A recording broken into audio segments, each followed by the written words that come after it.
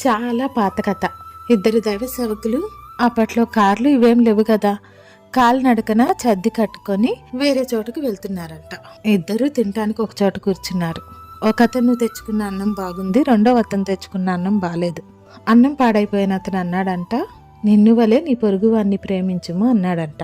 అప్పుడు అన్నం బాగున్న అతను అన్నాడంట, నీ పొరుగువానిదేది ఆశించకూడదు అన్నాడంట. ఇది కామెడీయే కానీ అసలు నిన్ను వలే నీ పొరుగువాన్ని ప్రేమించు అంటే ఏంటి?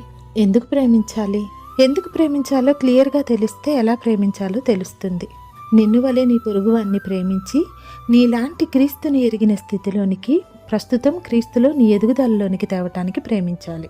చాలాసార్లు మనం మన పొరుగువారి కంటే మనం భిన్నంగా ఉన్నాం, వేరుగా ఉన్నాం అని ఎదుటి మనిషి మాత్రం చాలా సాధారణమైన వ్యక్తి అని అనుకుంటాం. అందుకేనేమో వాళ్ళ ప్రతి ఫీలింగ్ని మనకు అర్థమైనట్టు రాసేసుకుంటాం. వాళ్ళ క్యారెక్టర్ని రాసేస్తాం, ఫీలింగ్స్ని రాసేస్తాం.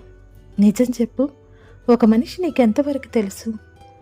సరిగ్గా అర్థం కాకపోతే టీవీ రిమోట్తో ఛానల్నే మార్చలేం. కానీ ఒక మనిషిని వారి కోణంలో కాకుండా మన తెలివితో అర్థం చేసుకుంటూ మార్చేయగలం అనుకుంటాం, మార్చడానికి ట్రై చేస్తాం. తప్పు కదా?